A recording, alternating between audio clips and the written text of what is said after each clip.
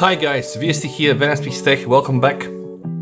What you see here guys on the screen is the OnePlus 7 Pro, which is my main phone, my primary driver.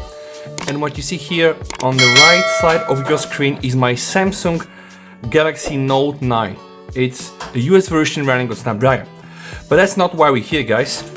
What I want to do in this video is a small and hopefully not so long comparison between the OxygenOS experience and the Samsung Galaxy UI 2.0, right? Both phones are running on Android 10. Most recent versions, this one here is the OxygenOS Open Beta 12. This one here is running the stable ROM, but again, Android 10, gestures everywhere. And I wanted to show you guys what are the differences here, what are the cons and the pros, just try to compare those devices in terms of UI so that we can understand what they have in common, what is different, and that we are able to understand really what is kind of like the better experience, if any. I don't know, we have to see. Also, something very important I want to share, I have on purpose put the very same wallpaper here. It's not, that I want to trick you guys, but just kind of to put you into this immersive experience, trying to unify the looks of those two phones, alright? But again, I just think, I hate the notch. As you can see from my both phones, they don't have notches. And that's why, I have the OnePlus 7 Pro and the Samsung Galaxy Note 9, alright? Without any further ado, I have closed all applications on both phones and cleared all the notifications, so we have like an even start. Alright, so the first thing we want to do is kind of like drop the curtain here, just see the quick toggles. On the left hand side on the OnePlus 7 Pro we have the main things, we have the Wi-Fi connectivity, we have mobile, like all the main icons, pretty much we have the same. Now if we further scroll down on the 7 Pro, we can see like the full options, like full settings. If we do the same here guys, you can see it takes the full screen, right?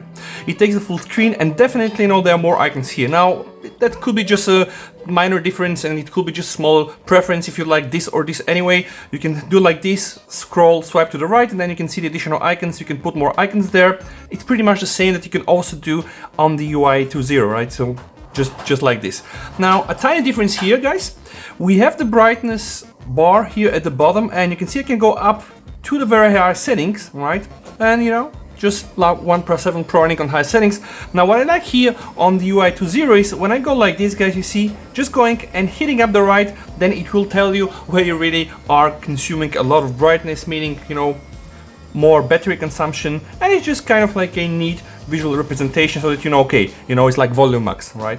This is not here available on the OnePlus 7 Pro. Again, that's kind of like, anyway, it's not a big thing. I will now keep both phones at maximum brightness just so that you are able to better see. So the next thing we want to see guys is really how we handle the notifications, how when we put the curtain down. Right now we don't have anything. Now let's try to start, for example, Spotify. Okay, so I'm just opening here Spotify. Okay, boom, Spotify. A little bit faster here, of course, that's the faster phone. Now, okay, let's try to play a song. Supposed to be this. Okay, cool. Now I'm stopping the song. I'm just doing like this to just go back to the home menu. You see, it's pretty much the same gesture. Now let's just see guys again. Here on the OnePlus 7 Pro, we have already Spotify. We have the song played. Now it's the same information here. Now one might say, yeah, but you see here you don't have the controls, the song playback and etc. It's not like this. You can just do like this here, and then you're gonna have the same view, right? I think it's very uniform guys, and that's because of Android 10, right? So it's pretty much the same thing. And guys, if we expand it like this, right, you're able to control the song, stop it, play it, fast forward it.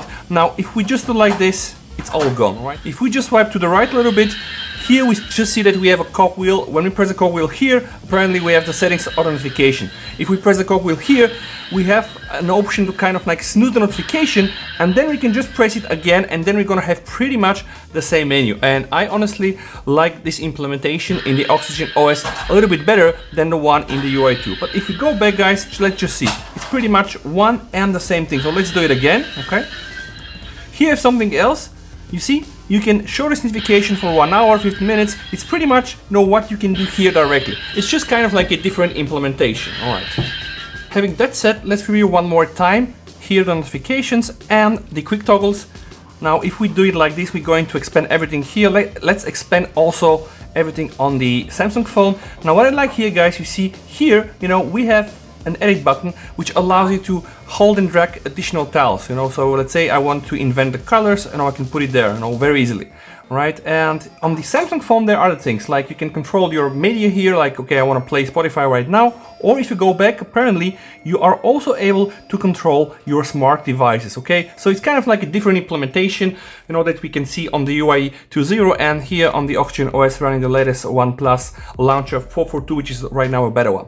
Okay, let's go now into the settings. Okay, so far we have reviewed the quick toggles, we have reviewed the notification. We pretty much see that the experience is kind of the same, coming of course from the fact that both devices are running on Android 10. So if we hit here the cogwheel, we're gonna go into the settings, and this here, guys, is where it's getting interesting, because you know that the Samsung UI is really packed with a lot of things, and not all of these things are so handy. As to the OxygenOS, doesn't really have everything, but I think it does have like all the most important stuff. So it's just a matter of preferences, you know, what do you prefer, like have everything like it's here, or have pretty much, you know, what is essential. What we see here, guys, I think the OxygenOS is organized around 6 main tiles here. So we have the Wi-Fi network and the Bluetooth, so all the connectivity part, which is here, is the first tile. The second tile is everything related to display and customization, buttons, gestures, apps, notification. Then we have the third part here, third tile, which is security, lock screen, privacy, location. The fourth one is around battery storage, like system things. Fifth one is accounts. Sixth one is utility system and about phone. So here we have just 6 very distinctive sections into the settings. On the Samsung Galaxy Note 9 into the UI 2.0, we have 8. So first one, we have the connections, then we have sounds and vibration, notification, another tile. Then we have display wallpaper, like all the customization are the third tile. The fourth one is around biometric, security, location, privacy, all of these things which are related to security on the phone. Fourth one is advanced features. We're gonna go a little bit and explore that one here. Then we have digital well-being, device care, fifth one, sixth one, general management, and I think the seventh one, software update, and etc. So here, I think actually there should be 8. 1, 2, 3, 4, 5, 6, 7, 8. So here we have 8 distinctive sections. It's just a matter of grouping here, right? But there are things really that you can find in the UI 2.0 which you cannot find onto the OnePlus 7 Pro. And one of these, of course, is if we go here, guys, and we go to the advanced features. Now, this phone has a S Pen, you know, and because it has an S Pen, of course, there are a lot of things related to this S Pen, the customization that you can do with the S Pen. So I will not just kind of like review this specific function, because it's really related to a hardware thing that it's not available in the OnePlus 7 Pro. Let's just open the display settings here. If we go display here and display there, we're gonna see it's pretty much one and the same information. You can apply the different level of brightness, you can change the screen resolution. Of course, the implementation on the Samsung UI 2.0 is a little bit different, and there are things here that you cannot find on the OnePlus 7 Pro, like the edge screen. So if I go here to the edge screen, you're gonna see that we have something called the edge panels, which is this here. It's a very unique way implementation in Samsung UI 2 to kind of like access the shortcuts everywhere you want on the screen. All right, so edge panels not available here. And of course you have the edge lighting, which has really a lot of effects. So here, guys, into the OnePlus 7 Pro, we know that we have the horizon lights, which, you know, when you get notification, and yeah, you just have the ambient display, even no always on display here. We're gonna see that they're really a plan of settings. So we have the always on display, you know, you can just show the always on display all the time, or just tapping to show always, show as scheduled. Then you have clock style, you can go and choose different clock style. So the always on display is something that is not here. I think probably it's one of the main differences between, you know, the two user interfaces, and I'm not sure why OnePlus is not implementing this. I mean, it's 2020. Ambient display is something I pretty much like, because it just shows, you know, whatever you want to see when you want to see, just by tapping the screen. I can just show you, probably you know already, right? Phone is like off, then you just double tap, then you can see everything you need, right? But always on display is not here, and always on display is here, and it can also work as an ambient display, because you can just show it, tap to show. Like if I just take the phone, right, nothing is on the screen, tap to show, okay, I can see whatever information I want, right? This, I think, kind of is a little bit like across here. It really has a lot of more customizations compared to the OnePlus 7 Pro. Here on the OnePlus 7 Pro, so I need to go to tone, I then have to select light, and then I have to apply it, and then boom, you know, everything is just gonna back to like standard settings. When you take the phone out of the box, then this is kind of like the theme you're gonna get. But you see what I mean here? They pretty much look alike. So when you go to the settings, you pretty much can expect the same menus. Here we have 8 menus, here we just have 6 menus, and of course we have search button, which is quite handy. So let's try to search something here to just prove it. So if we put here battery, okay, BATT, right, you see, then everything quite quick, you know, on your disposal.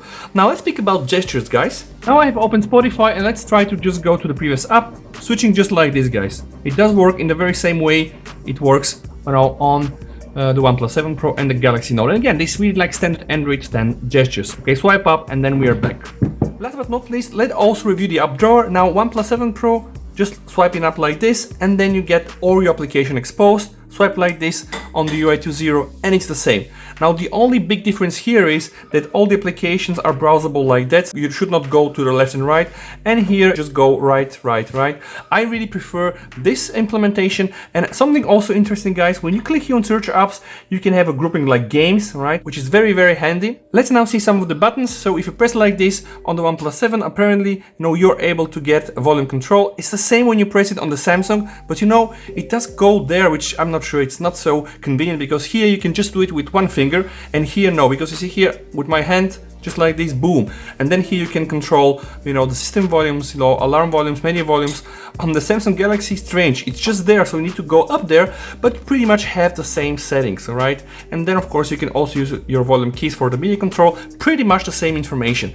If we try to hold the power button, let's see what happens. Okay, holding the power button, you see here I have plenty of options which are not available here. Probably you can customize this, again, that's not really so important. So in terms of interfaces, they both look pretty much the same. Now what is unique here is again the edge screen, and then of course this one is really customizable. So I think here the edge screen is one of the main distinguishment and differences between this one and this one, and of course the always on display that is not available yet on the OxygenOS.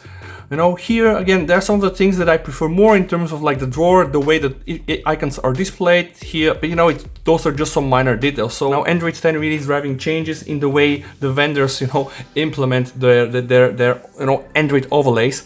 And we know now that Samsung's one and OnePlus's one, I think, are very similar in terms of experience. And of course, there are these kind of like small differences, but although, there are differences, they're really not so big. Guys, I really hope that you like this video.